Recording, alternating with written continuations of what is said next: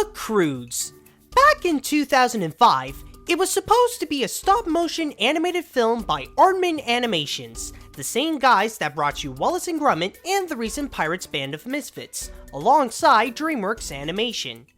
But because their partnership broke off 2 years later, DreamWorks was left with the rights of the movie. And since they don't want to leave a good idea to waste, they decided to hand it to Lilo & Stitch director Chris Sanders. The end result, though, looks a bit like an Ice Age sequel or Journey 2 ripoff at first glance. But can this film find a way to surpass my expectations, or is it actually as bad as the films I mentioned? Let's find out. The story. When you get to the core of it, they decided to take the lazy route and incorporate the most overused plot elements and cram them up in one movie. What's worse is that these elements have already been taken recently. Like the opening scene where Eep wants to be a rebel and disobeys her parents by leaving her cave. Isn't that somewhat how they started with Brave? Another one is that we focus on Grug, who disapproves that his daughter is checking out this guy, and the others seem to like him as well. Wasn't that the main plot of Hotel Transylvania? As you can see, the story can get really predictable, and because of it, it doesn't feel like it brings in anything new, and we don't care much about the adventure itself that our characters have to go through. As for the humor, well, on one hand, they decided to take a more childish route with a Looney Tunes style slapstick, but on the other hand, most of the jokes are actually funny, so you won't feel like it was made just for kids. It's a little embarrassing to think about the story. There's focusing on one thing more than the other, and then there's just not putting in any effort whatsoever. The animation. Now that the worst part is out of the way, let's look at what's good about this film. I have to say that the animation is just fantastic. In fact, quite the opposite to the quality of its writing. I'll start off with the land they're in. Not only is it really large and very colorful, but also they use it to their full advantage. It seems like we always get a good view of the environment with every shot, so major points to the storyboarding. Also, you know that poster where we see the entire landscape of the jungle? Well, that happens several times in the movie, and each one of them is breathtaking. And then we have the animals in the movie. Not only are they more like a mix of two animals in one, a la Avatar: The Last Airbender, but there's also one thing about him that makes him unique, well-designed, and very creative, like the land whales, the two lemurs with one tail, the crocodile dogs, the list goes on. It might actually be one of the most memorable things about this movie. As for the cavemen themselves, I will say that the character animation looks superb and it almost looks like it was done in motion capture, and I bet the animators had a lot of fun with it, but I do have a problem with their design. I know they're supposed to be cavemen and they are ugly, yeah, but it's just that they look like rag dolls and they're unpleasing to look at.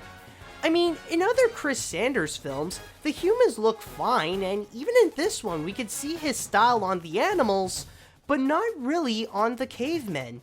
That and the lighting on them doesn't feel natural. I don't know, it's just when a light hits the characters, it's like it's not hitting skin per se.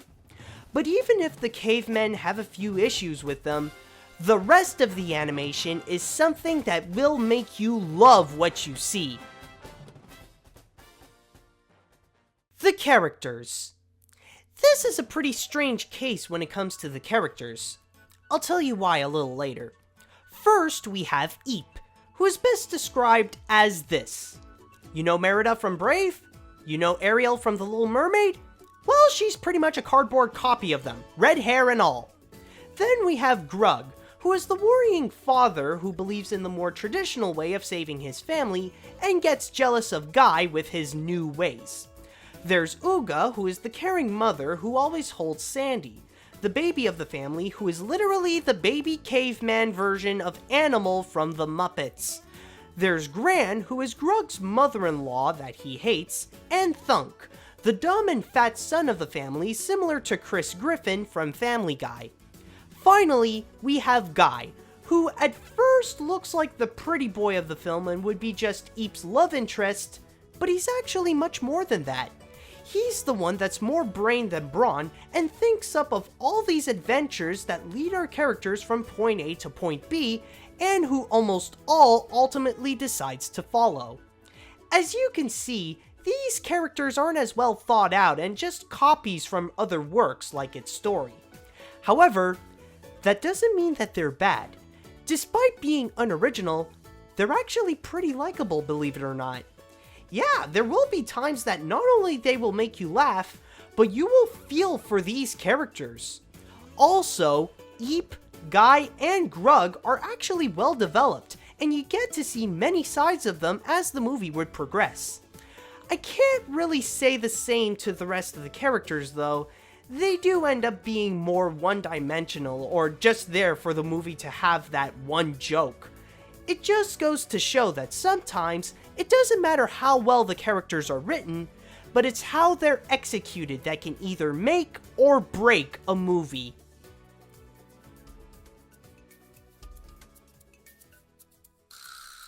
I'm actually very surprised to find myself liking this movie. It's definitely not great because of the sloppy writing, and sometimes it has a more childish tone to it, but the Croods really makes up for it with spectacular animation and characters you'll find yourself appreciating.